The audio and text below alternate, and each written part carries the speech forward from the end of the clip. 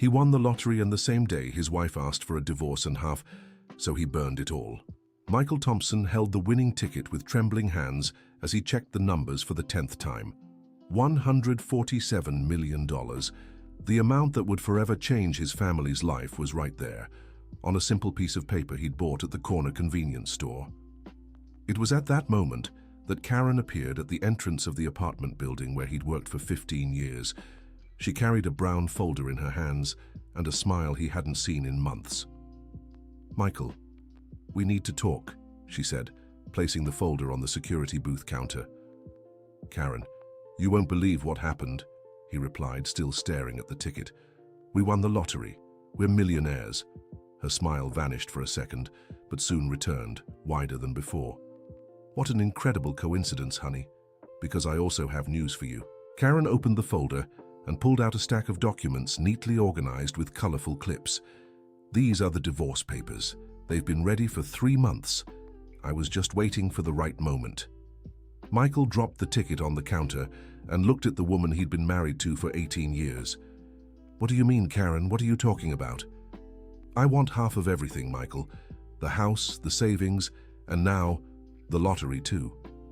The footsteps of Mrs. Dorothy, a resident of apartment 402, echoed in the lobby.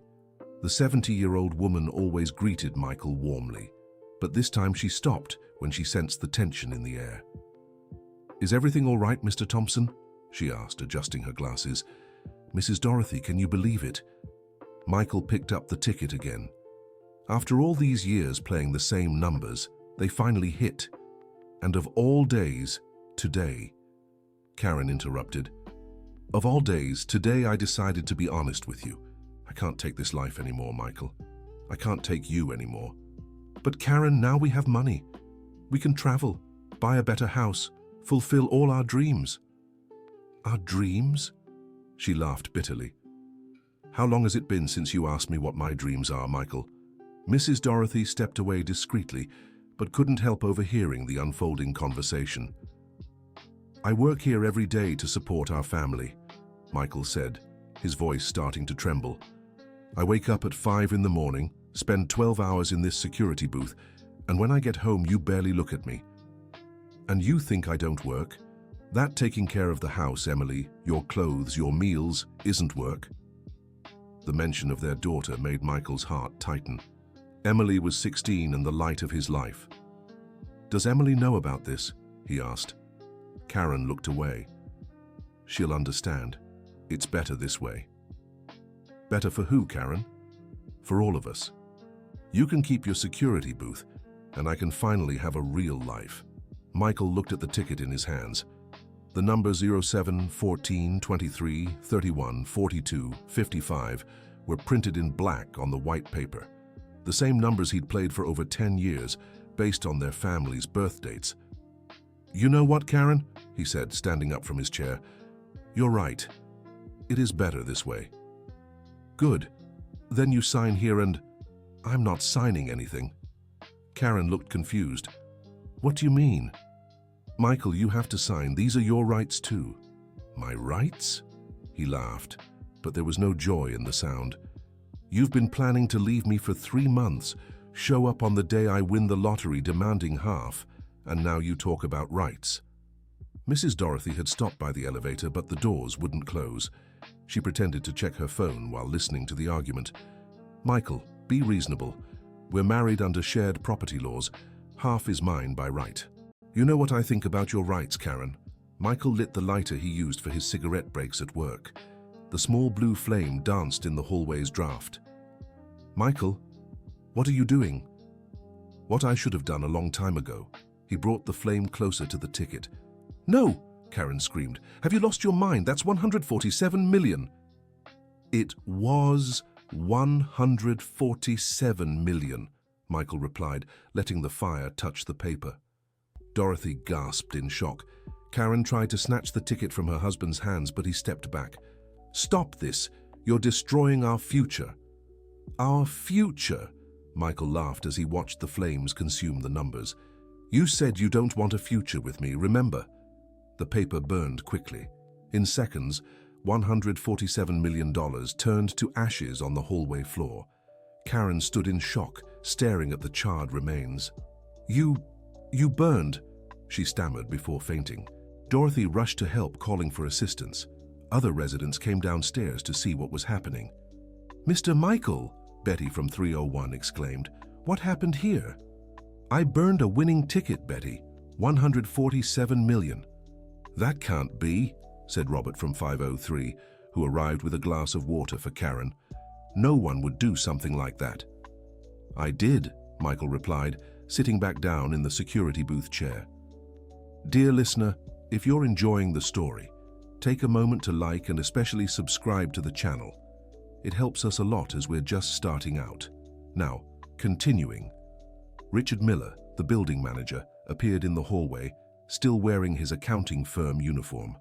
"What's all this commotion?" he asked, seeing Karen being tended to by the neighbors.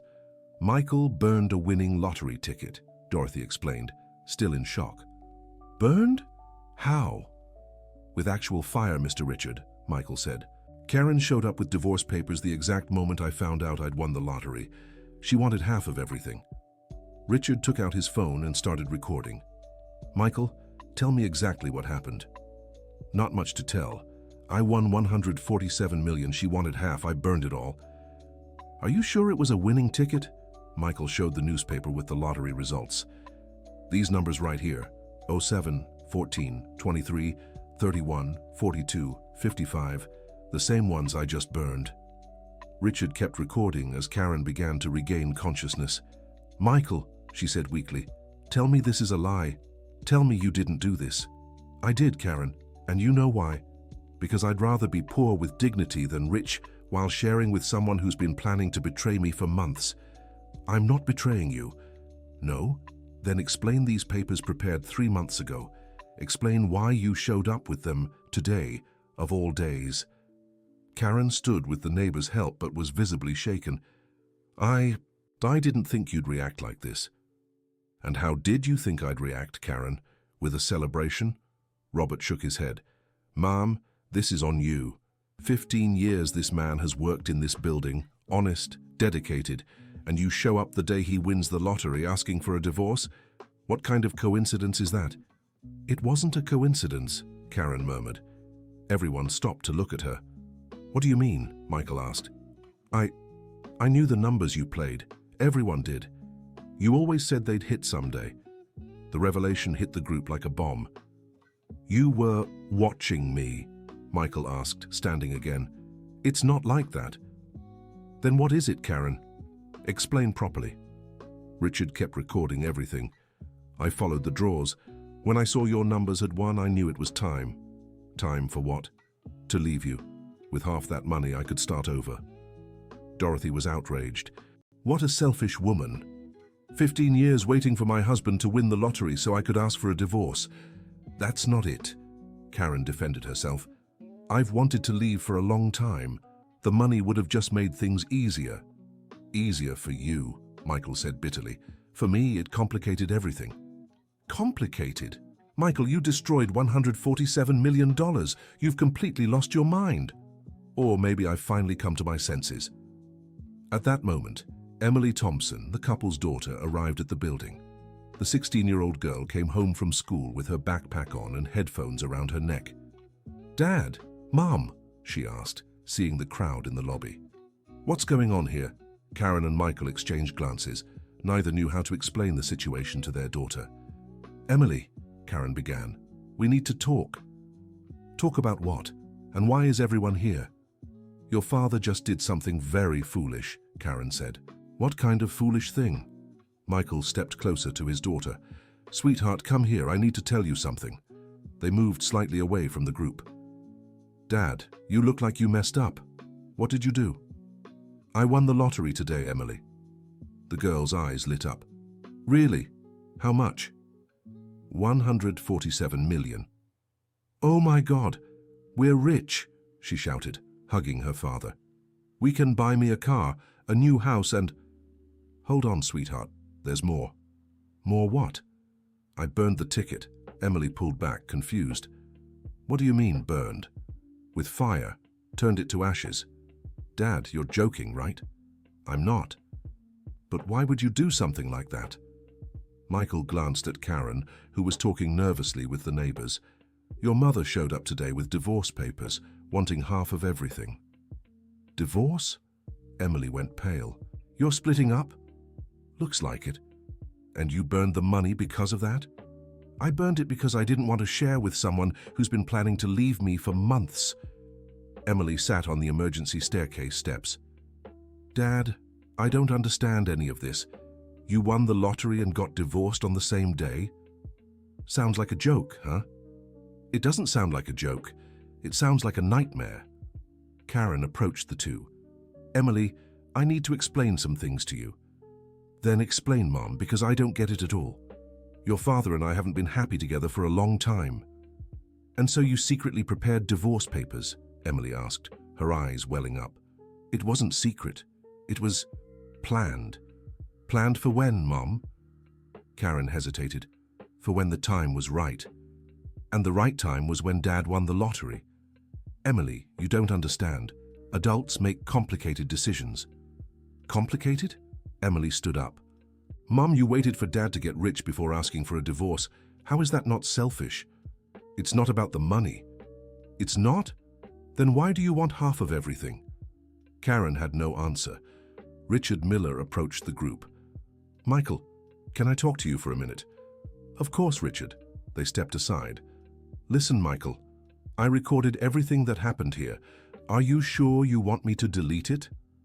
Why would I? Because this could protect you legally. Your wife is clearly being selfish. Any judge who sees this video will understand your side. Richard, I don't want protection. I did what I thought was right. But Michael, it was 147 million. You can't be in your right mind. My mind is clearer than ever. How can you say that? Because now I know who my wife really is. Richard shook his head. Michael, you've worked here for 15 years. I know you. I know you're an honest man. But what you did, this will have consequences. What kind of consequences? The building manager, David, already called me. He heard about the commotion. He's on his way. So? He doesn't like disturbances in the building. Especially not during work hours. Michael sighed. So you're saying I'm getting fired too? I don't know, but be ready for that possibility. At that moment, the elevator opened and David Wilson, a 50-year-old man who managed 3 apartment buildings in the area, stepped out with a stern face. Richard, what's going on here? I'm getting calls from the owners. David, there was a small incident with Michael. What kind of incident? Richard looked at Michael, who nodded. He burned a winning lottery ticket at the security booth. David stayed silent for a few seconds. He did what? Burned a winning ticket. 147 million. That's a lie. No, it's not, said Michael. I really burned it. Why would anyone do something like that? Because my wife showed up here with divorce papers wanting half the prize. David looked at Karen, who was comforting Emily. And you thought the solution was to destroy the ticket? I did. Michael, you're fired. David, protested Richard. It doesn't have to be this way. The man's going through a tough time. Richard, he caused chaos in my building. Half the residents have already called me. This can't go unpunished. I understand, said Michael. Mr. David is right, I did cause trouble. At least you admit it. I do. And I also admit that working here doesn't make sense anymore. What do you mean? 15 years at this security booth, David. 15 years watching you all come and go with your imported cars, your expensive clothes, your perfect lives. And me here, earning a salary that barely pays rent for a 2-bedroom apartment. Michael, this isn't the time for salary complaints. I'm not complaining. I'm stating facts. Today I had the chance to have everything you all have, and you know what I realized. What? That money isn't worth having if you don't have dignity. David shook his head. Dignity doesn't pay bills, Michael. Maybe not, but it lets you sleep at night. You can philosophize all you want, but you're still fired. Michael took the security booth keys from his pocket and handed them to David. Thank you for the 15 years, sir. They were educational. Karen approached. Michael, you lost your job because of me. At least let me share the responsibility. Karen, you really don't get it, do you? Get what? You didn't cause anything. You just showed me who you are. And who am I? Someone I don't know. Dear listener, if you're enjoying the story, please take a moment to like and especially subscribe to the channel. It really helps us who are just starting out. Now, continuing, Emily approached her parents. "Where are we going to live now?" she asked, her eyes red. "You're coming with me," said Karen. "I've already rented an apartment in Hope Village." "What do you mean you've already rented?" asked Michael. "I told you I'd been planning this for 3 months. And you didn't think it was important to tell me?" "Michael, I was trying to find the right time. The right time was when I won the lottery, huh?" Emily looked at her parents sadly. "What about Dad? Where will he live?" "That's not my problem," said Karen. "Mom," Emily shouted. "How can you say that?" "Emily, adults separate. It's normal." "Normal? Mom, you planned everything behind our backs, waited for Dad to win the lottery to ask for a divorce, and now you say it's normal. You don't understand because you're still a child. I understand more than you think." Dorothy, who had been quietly observing everything, stepped forward. "If I may offer an opinion," she said, addressing Karen. "You're very wrong. Dorothy, with all due respect, this isn't your business." "Of course it's my business. Michael has worked here for 15 years. He's like family to all of us. And you show up here on the day he wins the lottery with divorce papers? What kind of wife does that? The kind of wife who can't stand living with a man who has no ambition anymore." "No ambition?" Dorothy was outraged. "Michael works 12 hours a day to support the two of you." "Working 12 hours a day at a security booth isn't ambition, it's settling." Michael felt like he'd been punched in the gut. "Karen, how can you say that?" "It's the truth, Michael. You settled for less. You always have." "I settled for less because I wanted to give everything to the two of you." "Give everything? Michael, we've lived in a rented apartment for 18 years. You call that giving everything?" "Giving everything isn't just about money, Karen. To me it is." The silence that followed was cutting. Everyone present was shocked by the coldness of her words. "Mom," Emily said, her voice trembling, "you can't be serious." "Oh, I am, Emily. Money is important. Money is freedom." "And dignity?" Michael asked. "Does dignity not matter?" "Dignity doesn't buy food." "No, it doesn't," Michael agreed, "but it also doesn't let you sleep with a guilty conscience." Karen laughed mockingly. "Guilty conscience? Michael, you just burned $147 million. Who here has a guilty conscience? Not me." "How not?" "Because I'd rather be poor and honest than rich and married to a gold digger." Karen was furious. "A gold digger? I'm a gold digger." "You defined yourself, Karen. You said money is all that matters to you." "I said money is important. And I said it's not the only thing that matters." Emily started crying. "Stop fighting," she shouted. "I can't take this anymore."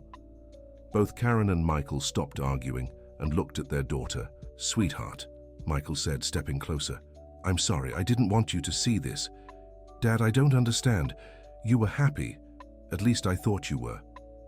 "We were happy," Michael said, looking at Karen. "At least I was." "Michael, don't put all the blame on me," Karen said. "You're responsible for this too." "Am I? How?" "For never having ambition. For never dreaming big." "Karen, my dreams were always the two of you. Having a close, healthy, happy family. To me, that was worth more than any money." "But it's not," Karen said. "There's no happy family without financial stability. We had financial stability." "Oh, did we? Michael, you make $1,200 a month. How is that stability?" "Because with $1,200 I could support our family. We didn't have much left over, but we never lacked anything." "Never lacked anything." Karen laughed again. "Michael, when was the last time we took a trip? When was the last time we went to a decent restaurant? When was the last time I could buy new clothes without worrying about the budget?" Michael grew thoughtful. Karen was right. They'd been living on the financial edge for years. "But Karen, we were trying to save for a down payment on a house."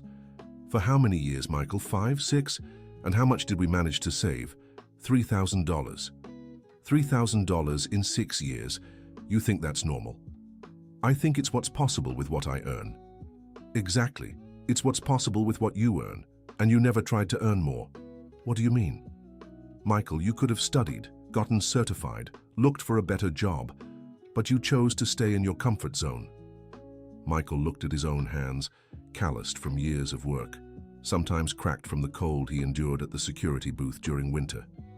Karen, I work 12 hours a day. When was I supposed to study? At night, on weekends. There's always a way for those who want it. And who would have taken care of Emily? Who would have helped her with her homework? Who would be home when she got back from school? Karen stayed silent. Because that's what I did, Karen. After 12 hours of work, I'd come home and still help our daughter with her studies. I played with her, talked with her. I was present in her life. That doesn't pay the bills, Karen muttered. It doesn't pay the bills, but it builds character. And from what I see, our daughter has far more character than you. Karen turned red with anger. How dare you compare me to Emily? I am comparing you, and I'll tell you something. At 16, she has a better sense of right and wrong than you do at 40. I'm 38. Does it matter? Emily was sitting on the stairs watching her parents argue. Suddenly, she stood up. Enough, she shouted. I can't take you two fighting anymore. Everyone stopped to look at her. Dad, you burned $147 million out of pride. Mum, you planned a secret divorce for 3 months. You're both wrong. Emily, Michael began. No, Dad. Let me speak. You always taught me that talking solves everything, that fighting gets you nowhere, and now look what you're doing. Sweetheart, the situation is complicated. Complicated? Dad, the situation is ridiculous. You had everything to be happy, and now you're throwing it all away over nonsense. Nonsense? Karen asked. Emily, I wasn't happy in the marriage. That's not nonsense. Mom, if you weren't happy, why didn't you talk to Dad? Why didn't you try to work it out together? Because there was no way, Emily. No way. Did you try couples therapy? Did you ever have a serious talk about your problems? Did you try anything besides giving up? Karen and Michael exchanged glances. Neither had tried seeking professional help. See, Emily continued, you didn't even try. And now you want to force me to choose between you.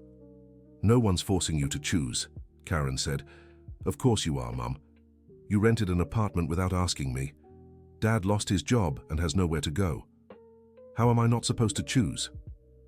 Just then, a woman around 60 whom Michael didn't recognize appeared in the hallway. Karen? The woman called. What are you doing here? Mum? Karen was surprised. How did you know I was here? Richard called me, said something serious had happened. Karen's mother, Patricia, looked at Michael. You must be the famous Michael who burned the lottery ticket. You already know. Son, the whole town knows. Richard posted the video on social media. You're famous. Karen turned pale. Richard posted the video.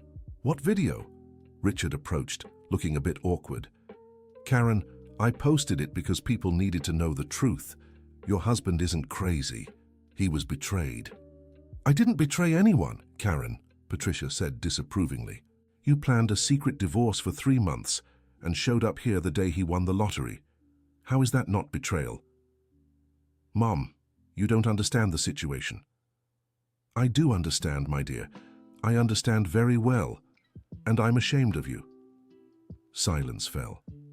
Karen hadn't expected her own mother to take Michael's side. Mum, I'm your daughter. Exactly. And that's why I know you're wrong. What do you mean? Karen, I raised you to be an honest, hard-working woman, dedicated to your family, and look what you've become. I haven't become anything, I just want to be happy. And you think happiness can be bought with money?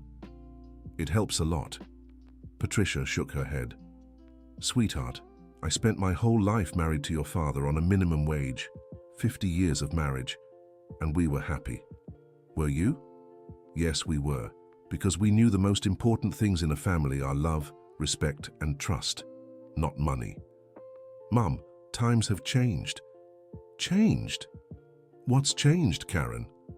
Has love changed? Has respect changed? Has honesty changed? Karen didn't know how to answer. Let me tell you something, Mrs. Patricia continued. When your father lost his job in 1987, we went 3 months without any income. 3 months, Karen. So what? So what? It never once crossed my mind to leave him. Quite the opposite. That's when we grew closest. But you were young. You had time to rebuild. And don't you? Karen, you're 38. Michael is 41. You're practically still kids. Emily, who had been listening quietly, moved closer to her grandmother. Grandma, do you think my parents can still work things out? Mrs. Patricia looked at her granddaughter tenderly. My dear, that depends much more on your mother than your father. What do you mean? Because your father has already proven he loves you more than money. Your mother hasn't proven anything yet. Karen was outraged. Mom, how can you say that? I love Emily. Love her? Karen, are you ready to pull her out of private school to pay for your new apartment? How do you know about the school? Because I know everything, my dear. I know you're 3 months behind on tuition. I know you borrowed money from your sister. I know you promised the principal you'd settle everything after the divorce. Michael was stunned. Karen, you never told me any of this, because I was going to fix it all with the lottery money. What money, Karen?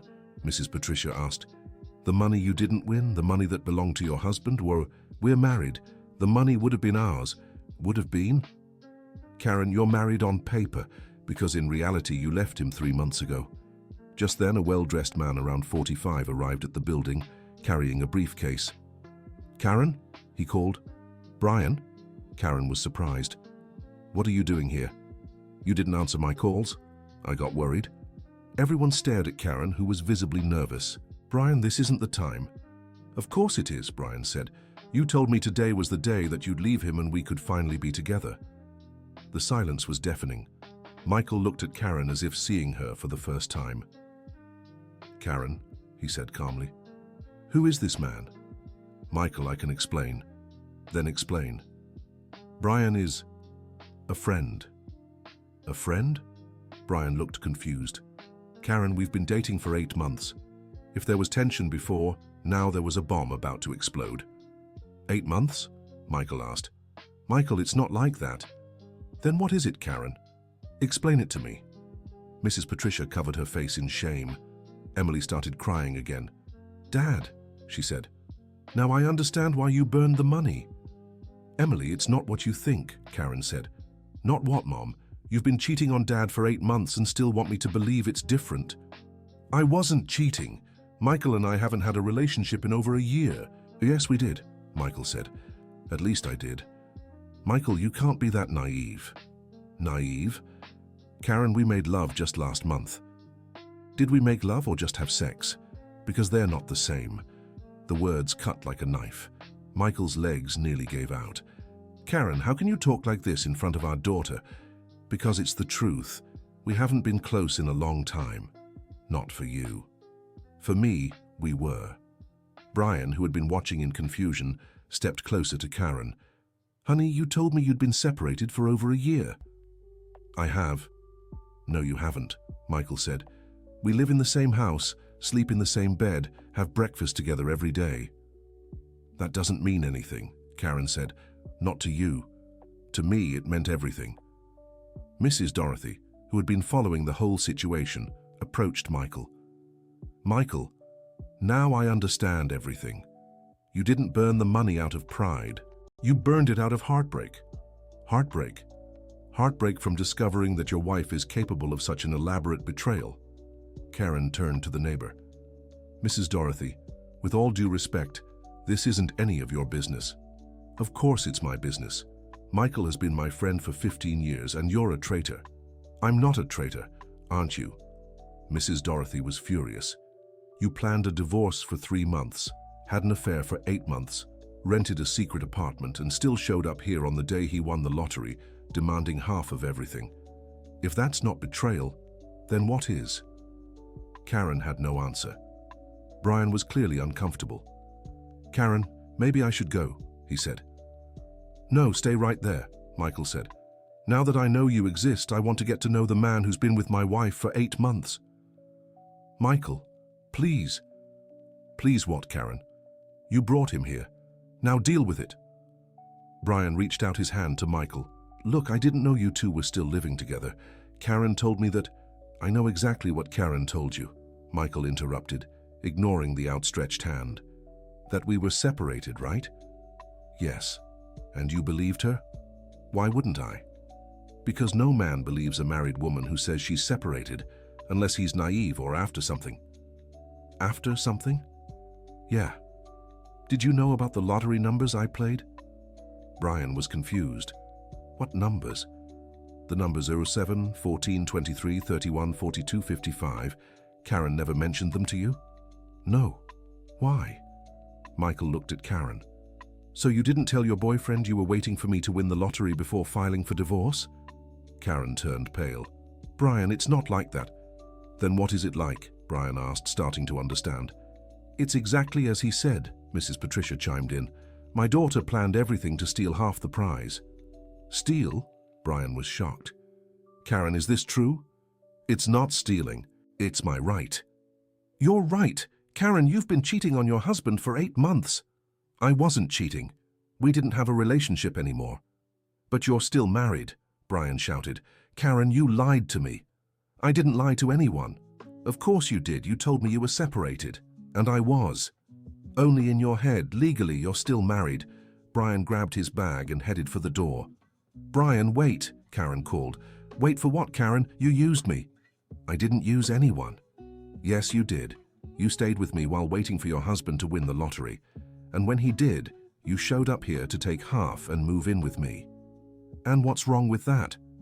Brian stopped and looked at her in disbelief. "What's wrong, Karen, is that it's called a scam." "A scam?" "Yes, a gold digger scam. Or in this case, a lottery scam." With those words, Brian left the building, leaving Karen completely stunned. Dear listener, if you're enjoying the story, don't forget to like and especially subscribe to the channel. It really helps us out as we're just starting. Now, continuing. The silence that followed was broken by Emily's sobs. "Mom," she said between cries, "how could you do this to us?" "Emily, you don't understand." "I do understand. You cheated on Dad, lied to me, and even tried to steal his money." "I wasn't stealing anything. It was my right." "Your right," Emily shouted. "What right do you have after betraying Dad?" Karen looked at her daughter, then at Michael, then at her own mother. They all stared at her with disapproval. "You don't understand," she murmured. "Oh, we understand," Mrs. Patricia said. "We understand you've become someone I don't even recognize anymore." "Mom." "Don't call me Mom right now, Karen. I'm ashamed of you." "But Mom, I just wanted to be happy."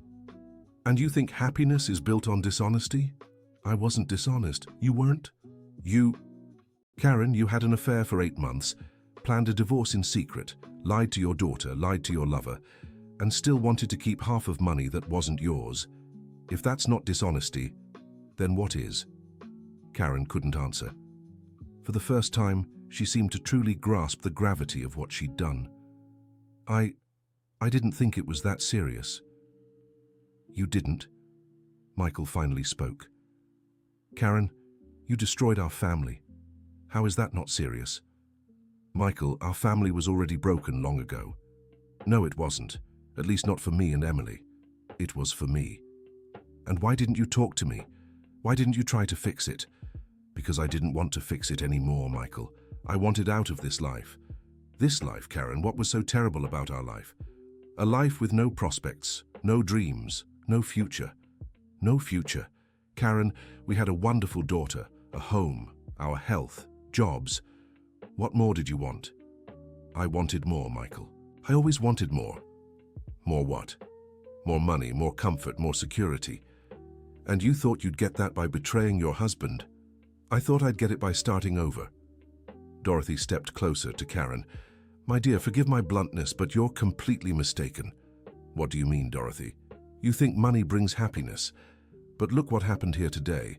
Your husband had $147 million in his hands and chose to burn it all rather than share it with you.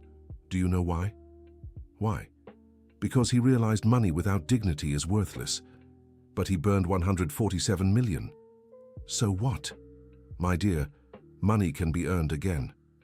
But dignity, once lost, is very hard to regain. Karen looked at Michael. You really don't regret burning the money? No. Not even a little. Not even a little. But why, Michael? Think of all we could have done with that money. Karen, think of everything you did to get that money, and tell me if it was worth it. Karen grew thoughtful. She looked at her daughter, who stared back in disappointment. She looked at her mother, shaking her head sadly. She looked at the neighbors, watching her with disapproval. I thought you'd understand. Understand what? Emily asked. That I just wanted a better life for us. Mum, our life wasn't bad. You just didn't appreciate what we had. Emily, you're too young to understand. Too young to understand what? That cheating is normal, that lying is okay, that ambition justifies anything. Karen had no answer. Mom, Emily continued, you taught me that honesty is the most important thing in life, and now I find out you've been lying for months. I wasn't lying to you, Emily. Yes, you were. Every time I asked if things were okay between you, you said yes. Isn't that a lie? Karen sighed. Yes, it is. So how do you expect me to trust you now? Emily, I'm your mother. I'll always be your mother. Being a mother isn't just giving birth, Mom. It's setting an example. And what example are you setting for me? Karen began to cry. I didn't want things to turn out this way. But they did, Michael said. And now we have to face the consequences. What consequences? Karen, you've lost your family.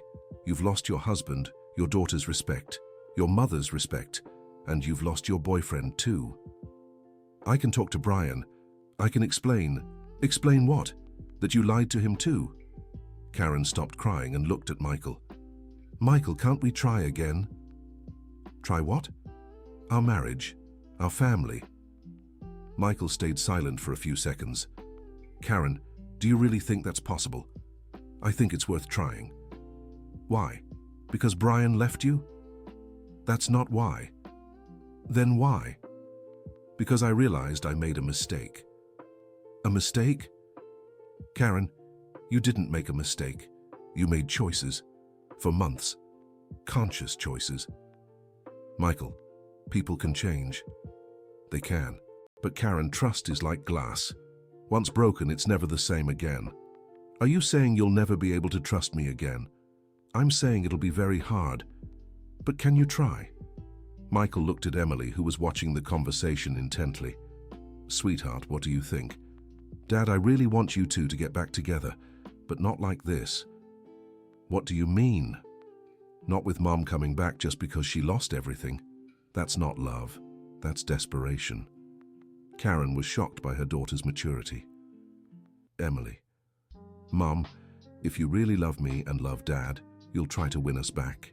You'll show you've changed, not just ask us to come back. And how do I do that? By starting to be honest, with everyone, including yourself. Karen looked at her daughter with admiration. When did you get so wise? When I realized my parents weren't as perfect as I thought. Just then, David approached the group. Everyone, sorry to interrupt, but I need to sort out the security booth situation. It's almost 6 in the evening. Of course, Dr. Wilson, said Michael. I was just about to leave anyway. Michael, wait, said Richard. I have a proposal for you. What proposal? The video I posted went viral. It already has over 1 million views. So? A TV producer called me. They want to make a documentary about your story. A documentary? Yes. They think your story could inspire others. Inspire how? By showing there are things more important than money. Karen perked up. How much are they offering? Karen, said Michael, you still don't get it. Get what? That it's not about money. Richard continued. They're offering $50,000 for the rights to the story. 50,000? Karen was ecstatic. Michael, take it. Karen, that 50,000 won't solve our problems. Yes, it will. It'll cover Emily's school fees and there'll still be some left. And then what? We'll be back in the same situation as before. At least we'll be back together. Michael shook his head. Karen, you really don't understand. I do. I understand you'd rather stay poor than accept help. I'd rather stay poor than sell my dignity. Sell dignity? Michael, it's a documentary, not pornography. Karen, they want to exploit our pain, turn our suffering into entertainment. What's wrong with that if we get money? Michael looked at Karen with pity. Karen, you really don't change, do you? What do you mean? You always find a way to turn everything into money. Because money is important. It is important, yes, but it's not everything. Just then, a well-dressed woman around 70 years old arrived at the building carrying a grocery bag. Michael? She called. Margaret? Michael was surprised. What are you doing here? Son, I heard what happened. I came to support you. Margaret was Michael's mother. A simple woman who had worked as a seamstress to support her children after becoming a widow. Mom, how did you find out? Son, the whole neighborhood is talking about it. You're famous. Famous for what? For burning the lottery ticket. And what are people saying? They're divided. Half think you were brave, half think you lost your mind. And you? What do you think? Margaret stepped closer to her son and took his hands. Son, I raised you to be an honest man, and you are. Thank you, Mom. But son, you also worry me. Why? Because you're jobless and broke. How are you going to support Emily? Mom, I'll figure it out. Figure it out how, Michael? You're 41. It's not easy to start over. Karen approached Mrs. Margaret. Mrs. Margaret, I can explain. You don't need to explain anything, Karen. I know exactly what you did. You know? I do. And I'm disappointed in you. Mrs. Margaret, Karen, I've always treated you like a daughter, always respected you, and you did this to my son. I can explain. There's nothing to explain, dear. Betrayal is betrayal. No justification changes that. Karen started crying again. Mrs. Margaret, I made a mistake. A mistake? Karen, a mistake is leaving a pot on the stove. What you did was a choice. But I can fix it. You can. But it'll take time. A lot of time. Mrs. Margaret turned to Emily. Come here, sweetheart. Emily ran into her grandmother's arms. Grandma, what a mess, huh? It is, dear, but we'll sort it out. How? First, you'll stay with me while your parents figure things out. With you? Emily perked up. Of course. Grandma has a room just for you. Karen protested. Mrs. Margaret, Emily will stay with me. Will she? Karen, can you even support her? Yes, I can. With what money? You haven't worked in 2 years. I'll get a job. And in the meantime, what will Emily eat? Karen had no answer. That's what I thought, said Mrs. Margaret. Emily stays with me until you two sort yourselves out. Thanks, Grandma, said Emily. But what about Dad? Where will he stay? With me too, of course. He's my son. Michael got emotional. Mom, you don't have to... Of course I do, son. What are mothers for? But your apartment's small. It's small but full of love. And that's what matters now. Karen watched it all with envy. Michael's family rallied around him while she stood completely alone. Mrs. Margaret, she said, can I visit Emily? You can. But Karen, there's a condition. What? No talking about money. No talking about Brian. No bad-mouthing Michael. But no buts. Emily suffered enough today. She doesn't need more. Karen nodded. All right. Mrs. Dorothy approached Mrs. Margaret.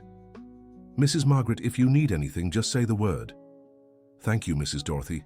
You've always been a good neighbor to Michael. Michael's a good man. He deserves our support. Other residents who'd witnessed everything also stepped forward to help. Mr. Michael, said Mr. Robert, if you need a ride to Job Hunt, count on me. Michael, said Mrs. Betty, my husband owns a mechanic shop. If you're interested, I can talk to him. Thank you, everyone, said Michael, moved. You're all so kind. Karen watched sadly, realizing she'd lost more than a husband. She'd lost an entire community. David walked up to the group. Folks, I need to close the security booth. I've already arranged a replacement for tomorrow. Of course, Dr. David, said Michael. I'll grab my things. Michael entered the security booth and collected his personal belongings. A family photo, a mug Emily had given him, a coat he kept for cold days. That's it, he said, stepping out. 15 years summed up in one bag. Dad, said Emily, aren't you sad? About leaving the booth? No. Why? Because today I learned something important. What? That the best job in the world means nothing if you don't have family to share the joy with. Karen approached. Michael, can we talk for a minute? Sure. They stepped aside. Michael, I need to ask you something. What? Don't tell people about Brian. Why? Because it'll make things even worse for me. Karen, people already know. Richard recorded everything. But you could ask him to cut that part. Why would I do that? Because it would be a generous gesture. Michael laughed sadly. Karen, you're asking for generosity from the person you betrayed. I am. And why should I do that? For Emily, if everyone finds out I had an affair, she'll suffer at school. Michael paused to think. Karen was right. Emily didn't deserve that humiliation. All right, he said. I'll talk to Richard. Really? Really? But Karen, this changes nothing between us. I know. And there's one more thing. What? You need to talk to Emily, explain everything properly. She deserves to know the truth. What truth? That you're not a bad person. That you just lost your way. Karen was surprised. Why are you being so generous with me? Because you're the mother of my daughter. And no matter how hurt I am by you, I don't want Emily to lose her mother. Karen began to cry again. Michael, you make me feel even worse. That's not the intention. What is the intention? To make you understand that love can't be bought, or sold, or negotiated. I understand. Do you really? I think so. Then prove it. How? By earning back our daughter's respect. By earning back your mother's respect, and maybe one day earning back mine too. Do you think that's possible? Karen, I burned $147 million today. If I could do that, you can win back our family. Karen smiled for the first time that day. Thank you, Michael. You're welcome. But Karen, remember, it's not about money. It never was. I know. Are you sure? I am. Today I learned there are things money can't buy. Like what? Like dignity, like respect, like true love. Michael held out his hand to Karen. So can we try to be friends? We can try. They shook hands. It wasn't a happy ending yet, but it was a start. The group said their goodbyes in the building lobby. Betty took Michael and Emily to her home in St. Cecilia Heights, a 20-minute bus ride away. Karen stood alone, watching everyone leave. Karen, Patricia called. Come on, I'll take you home. What home, Mum? I don't have a home anymore. Of course you do. My home will always be your home. Even after everything I've done. Especially after everything you've done. This is when you need a mother most. Karen hugged Patricia and cried again. But this time, it wasn't tears of anger or frustration. It was tears of relief. 3 days later, Michael was in Betty's living room when the doorbell rang. Emily ran to answer it. Dad, she shouted, there's a man here to see you. Michael went to the door and found a well-dressed man around 50 holding a briefcase. Michael Thompson, that's me. My name is Charles Anderson. I'm from the production company that reached out about the documentary. Oh yes, come in. Charles entered Betty's modest living room and introduced himself to her and Emily. Betty, it's a pleasure. And this must be Emily. Hi, Emily said shyly. Michael, I came to discuss our offer in person. Go ahead. We want to buy the rights to your story for $100,000. 100,000? Betty gasped. But the guy from the building said it was 50,000. The initial offer was 50,000, but after the video hit 5 million views, we doubled it. 5 million? Emily was amazed. Dad, you're famous. Famous for burning money. Michael laughed dryly. Famous for showing there are things more valuable than money, Charles corrected. Michael, your story is touching millions. How so? People are seeing you as a symbol of integrity, as someone who didn't sell out. I didn't do anything special. Maybe not to you, but to the world, you did something extraordinary. Betty stepped closer. Son, $100,000 is a lot of money. It is, Mom, but what? I'm afraid people will see it as if I'm profiting from my pain. Charles intervened. Michael, I can assure you that's not the case. People want to hear your story because it inspires them. Inspires how? It inspires them not to give up on their principles, not to trade dignity for money. Emily moved closer to her father. Dad, if you don't want to accept it for the 100,000, accept it for me. What do you mean, sweetheart? With this money, I can go back to private school. You can start your own business. We can rebuild our lives. Michael looked at his daughter and saw hope in her eyes. And you think it's right to accept? I do, Dad, because you're not selling your dignity. You're sharing your lesson. Charles smiled. Your daughter is very wise, Michael. She is, Betty agreed. And she's right. You can use this money to rebuild your life. Michael was thoughtful for a few minutes. Charles, can I ask you something? Of course. What will you show in the documentary? The truth, your full story, your work at the security booth, your marriage, the lottery, the divorce, your decision to burn the ticket. And Karen, will you expose her? We'll only show what's already public, what's in the video. What about the affair? That's not in the video. If you don't want us to mention it, we won't. Michael sighed in relief. All right, I accept. Really? Emily jumped with joy. Really, but on one condition. What? Charles asked. I want to donate part of the money. Donate? Betty was surprised. Son, you don't have to. I do, Mom. I want to give $20,000 to an organization that helps families in crisis. What kind of organization? I'm not sure yet, but I'll look into it. I want my money to help others going through marital problems. Charles was impressed. Michael, that's very noble of you. It's not nobility, it's consistency. How so?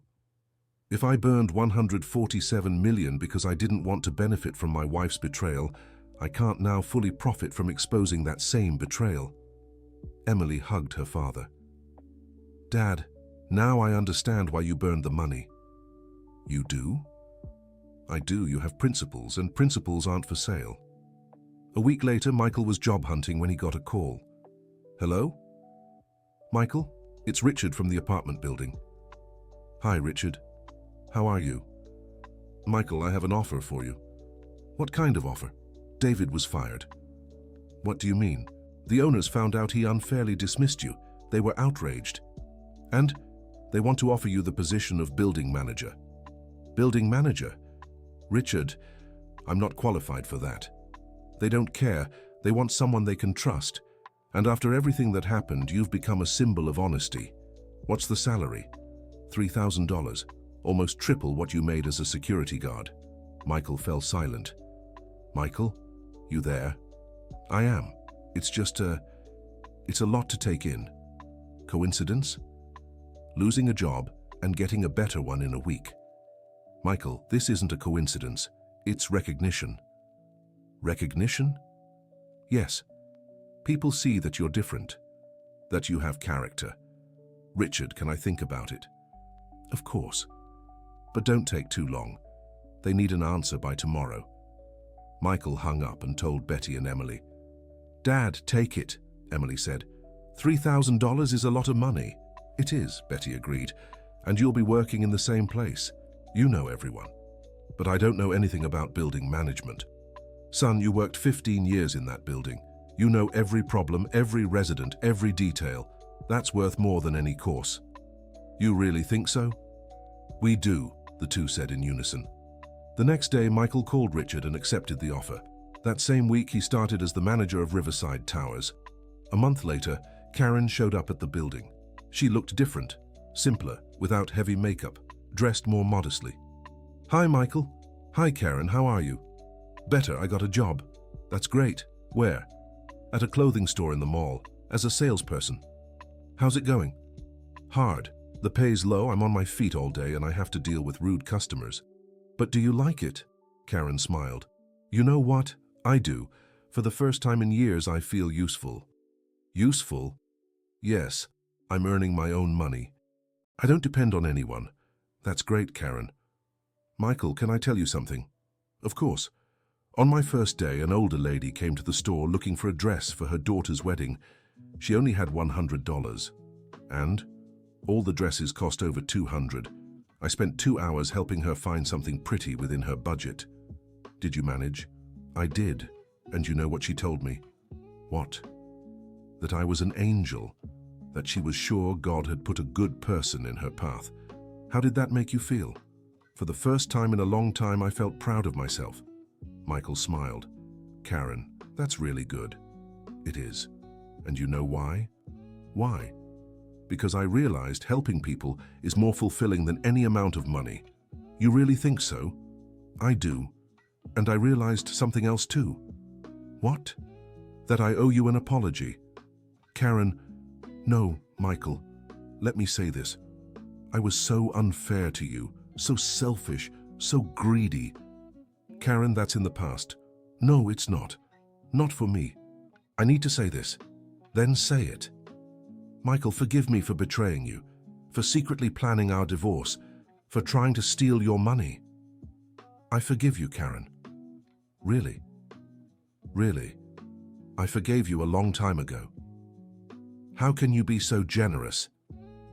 It's not generosity, it's necessity. Necessity? Yes. Holding on to resentment only hurts the one who holds it. I'd rather forgive and move on. Karen started crying. Michael, you make me want to be a better person. Karen, you already are. How can you be sure? Because you're here, because you got a job, because you're trying to make amends. Do you think we could ever get back together? Michael thought for a moment. Karen, that depends on a lot of things. Like what? Time, trust, you proving you've really changed. And if I do? If I prove I've changed? Then we'll talk. Talk? Talk. Like adults.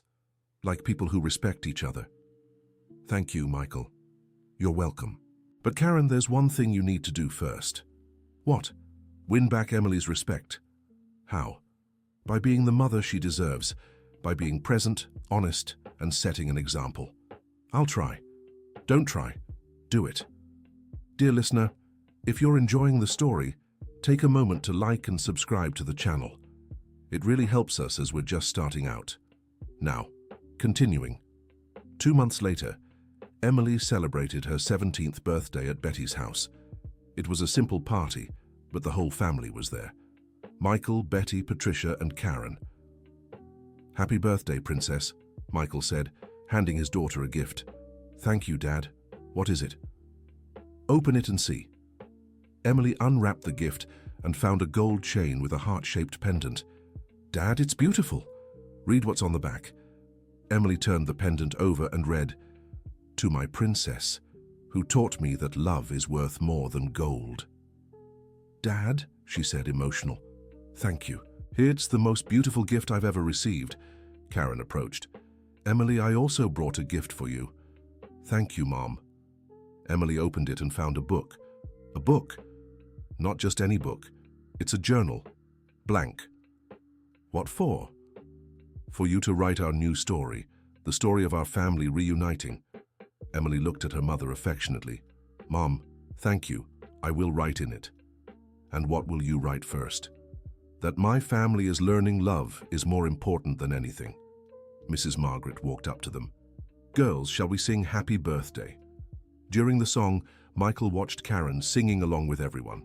She really was different now. More humble, more genuine, more present. After the party, when everyone had left, Karen stayed to help clean up.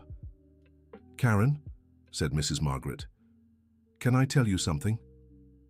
Of course, Mrs. Margaret. I'm proud of you. Proud? Yes. You're trying to be a better person. Thank you. That means a lot coming from you. And do you know why? Why? Because it's never too late to start over, never too late to change. Do you think Michael can really forgive me? I think he already has. And take me back? Only time will tell. But Karen, don't go back to him out of dependence, go back for love. How do I know the difference? When you return to him because you want to share your life with him, not because you need his life. Karen smiled. I think I understand. You do? I understand that first. I need to like myself. Then I can hope he'll like me again. 3 months later, the documentary about Michael's story was released, titled The Man Who Burned His Fortune. It became a national success. Michael watched it with Emily and Mrs. Margaret. Karen was also invited but chose to watch it alone at home.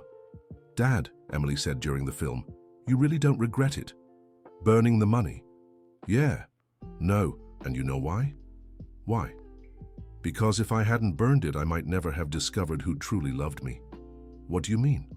Princess, when you have money, you never know if people like you or your money. When you don't, only those who truly care stay by your side. And who stayed by your side? You, your grandmother, the neighbors, even people I barely knew. And Mom? Your mother stayed too. It just took her a while to realize it. Do you think she's really changed? I do. How do you know? Because she was here today. And she didn't ask anything about the money from the documentary. Emily smiled. That's true. She didn't even ask. After the documentary's success, Michael began receiving invitations to give talks. Companies, schools, churches. Everyone wanted to hear his story. Dad, Emily said one day, you should accept these invitations. Why? Because your story could help other families. How? By showing there are things more important than money. You think so? I do. And besides, it's honest extra income. Michael laughed.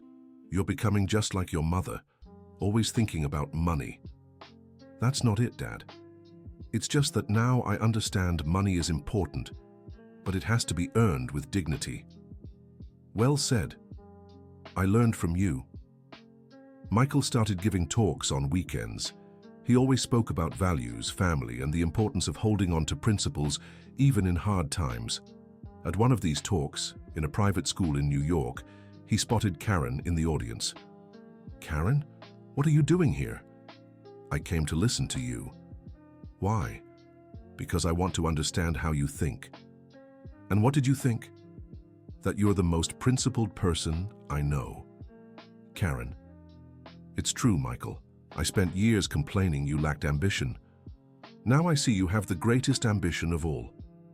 What ambition? The ambition to be a good person. After the talk, they went for coffee. Michael, can I ask you a question? Of course. Do you still think about me? I do. How?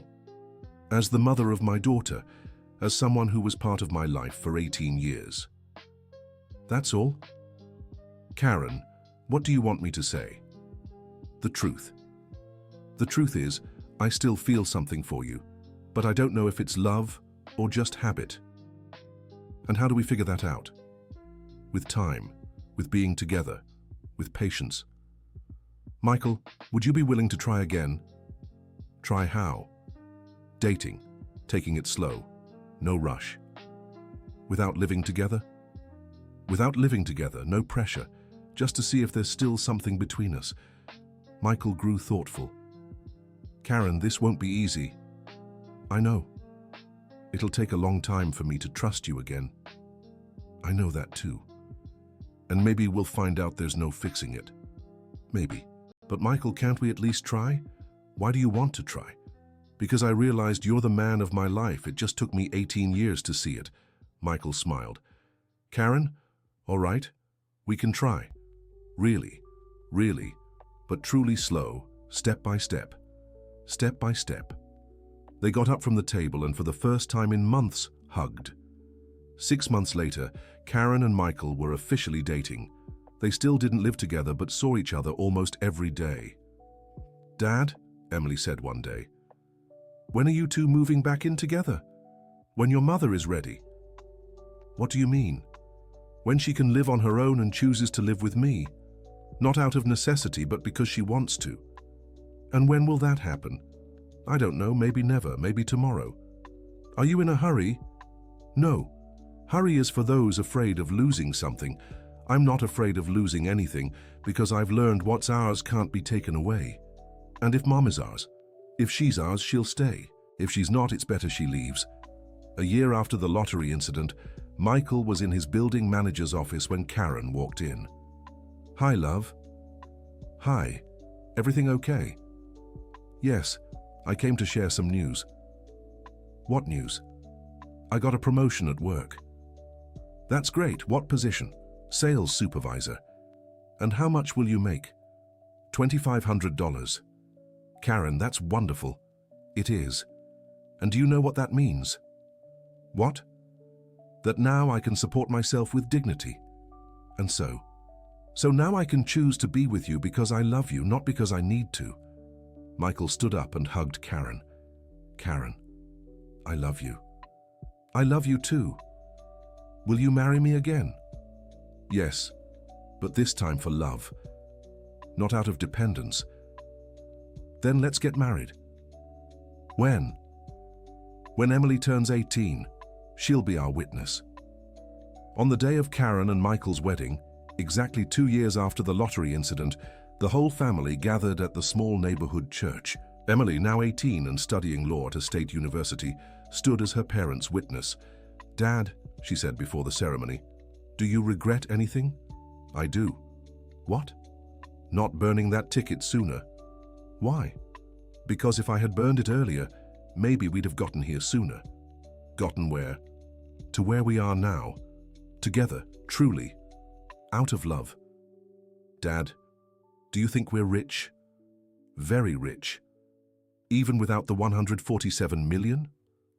"Especially without the 147 million. "Why?" "Because money is something you earn. Family is something you build. And our family was built with a lot of love, a lot of pain, and a lot of learning." "Dad?" "What is it, Princess?" "Thank you for burning that ticket." "Why?" "Because if you hadn't, we'd never have discovered how much we love each other." Michael hugged his daughter and cried. Not from sadness, but from joy. Joy for having a real family. Joy for learning that some things are priceless. During the ceremony, when the priest asked if Karen accepted Michael Thompson as her husband, she replied, "I do. And I promise to love, respect, and honor this man who taught me that dignity is worth more than any fortune." When it was Michael's turn, he said, "I do. And I promise to love this woman who had the courage to change, to grow, to become the person she always had the potential to be." After the ceremony in the small church hall, Margaret approached her son. "Son, now I can die in peace." "Why, Mom?" "Because I've seen you turn the greatest tragedy of your life into your greatest victory." "How so?" "Son, you lost 147 million, but you gained a real family." "That's true, isn't it?" "Yes, it is, and a real family is priceless." That night, Michael, Karen, and Emily were at home, a new home they had bought together, each contributing their share, talking about the future. "Dad," said Emily, "if another winning lottery ticket showed up today, would you take it?" "I would." "Really?" "I would, and I'd split it with both of you." "Why?" "Because now I know you love me for who I am, not what I have." "And what if we got rich?" "We already are rich, Princess." "With what, Dad?" "With love, with trust, with dignity, with family."